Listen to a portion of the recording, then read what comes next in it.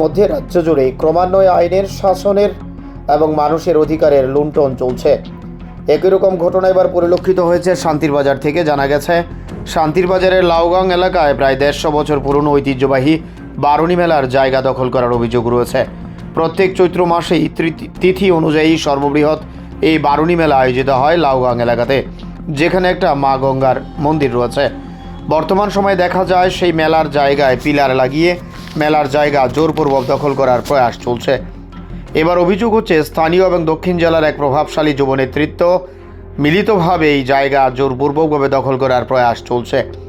সংশ্লিষ্ট যুব নেতৃত্ব বিগত দিনেও নিজের স্বার্থে সরকারি জায়গা দখল করে নিজেদের ঘরবাড়ি তৈরি করেছে বলে অভিযোগ রয়েছে। এরই মধ্যে আবার সংশ্লিষ্ট যুব নেতৃত্বের এই ভূমিকায় স্থানীয় লোকজনেরা ব্যাপক প্রতিক্রিয়া তৈরি করছে, তবে ভয়ে কেউ প্রতিবাদ করতে পারছে না সাধারণত। যদিও কিছু কিছু জায়গায় মানুষ একটু একটু করে হলেও মুখ খুলছেন।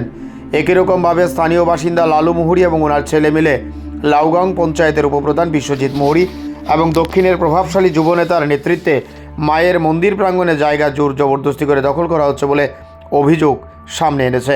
এখন দেখার বিষয় প্রশাসন সুষ্ঠু তদন্তক্রমে ব্যবস্থা গ্রহণ করে কিনা।